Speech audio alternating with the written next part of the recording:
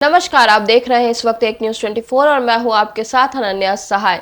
बड़ी खबर इस वक्त बिहार से आ रही है। बिहार में लगातार नेताओं की दल बदली की खबर सामने आ रही है। जैसा कि हमने आपको पहले भी बताया था कि चिराग पासवान के कई समर्थकों ने पार्टी का साथ छोड़ दिया है और जा करके आज खबर मिली है कि वो पशुपति पारस की पार्टी राष्ट्रीय लोक जनशक्ति पार्टी में जाकर के सम्मिलित होने जा रहे हैं। वहीं दूसरी ओर हमने आपको ये भी बताया था कि कांग्रेस में भी कई बड़े नेताओं ने अपनी सहमति जताई है और कांग्रेस का हाथ थामा है।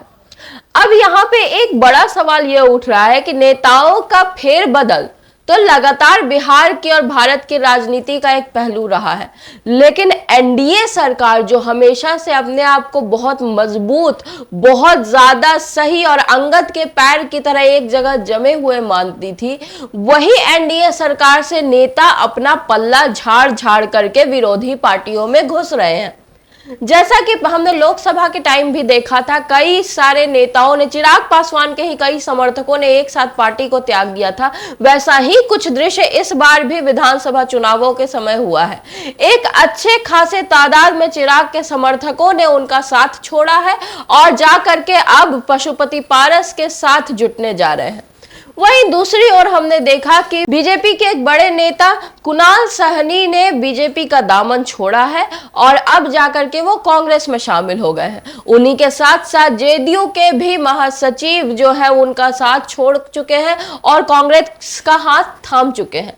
अब यहाँ पे एक सवाल उठता है हमारे और आपके सभी के मन में कि अगर एनडीए में इतनी फूट पड़ी हुई है तो किस एकता की बात करते नजर आते हैं सम्राट चौधरी, किस एकता का दावा ठोकते नजर आते हैं चिराग पासवान और किस एकता के दम पर बिहार में वोट मांगते नजर आते हैं प्रधानमंत्री मोदी।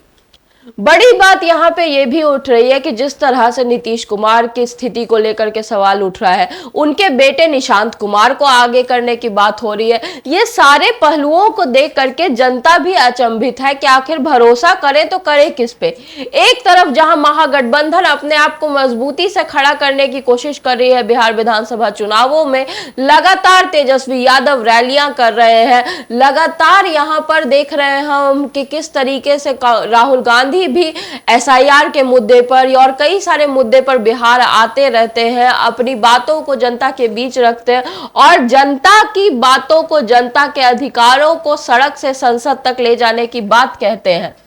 वहीं दूसरी ओर एनडीए के नेता आपस में ही भिड़ते नजर आ रहे हैं। कभी चिराग पासवान बिहार के अपराधियों के लगाम पर सवाल उठाते नजर आते हैं, कभी एडीजी के बातों पर सवाल उठाते नजर आते हैं। जैसा कि हम लगातार देख रहे हैं, लगातार उपेंद्र कुशवाहा ने नीतीश कुमार की स्थिति पर सवाल उठाया है, उन्हें अपनी बागडोर किसी अच्छे हाथ में सौंपने की बात तक कह डाली है। तो देखना यहाँ पे बड़ी बात हो रही है कि एनडीए में अगर इतनी फूट पड़ ही चुकी है तो जनता आखिर एनडीए पे भरोसा करेगी तो करेगी कैसे। एनडीए के नेता लगातार ये दावा ठोक रहे हैं कि बिहार में इस बार फिर से एनडीए की सरकार होगी, मुख्यमंत्री नीतीश कुमार होंगे और शासन और सुशासन की बहार होगी। लेकिन ये बहार किसके दम पर आएगी, ये सवाल जनता के मन में लगातार कौंध रहा है, क्योंकि एनडीए के एक एक करके बड़े नेता अपना हाथ खींचते नजर आ रहे हैं, विरोधियों के दल में शामिल होते नजर आ रहे हैं। तो अब यहाँ पे एक जानने वाली बात सामने ये भी आती है कि अगर विरोधियों की शक्ति में इसी तरह से बढ़ोतरी होते रही तो क्या इस बार बिहार में जो कांटे की टक्कर हमें तेजस्वी यादव और नीतीश कुमार के बीच दिखाई दे रही है वो एक पलड़े पर झुक जाएगी। क्या तेजस्वी यादव इस बार बाजी मार जाएंगे? युवाओं के बीच में भी उनकी छवि जो है वो लगातार बढ़ते जा रही है।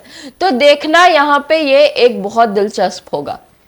अब यहाँ पे एक बात हम ये भी कहना चाहेंगे कि बिहार की राजनीति में इस तरह के गठबंधन जो है वो बनते और टूटते रहते हैं। नीतीश कुमार को भी पलटू राम इसीलिए कहा जाता है क्योंकि कभी वो इस पाले में होते हैं, कभी उस पाले में होते हैं। नीतीश कुमार के अगल बगल के लोग बदलते रहते हैं लेकिन नीतीश कुमार अपनी कुर्सी नहीं छोड़ते हैं।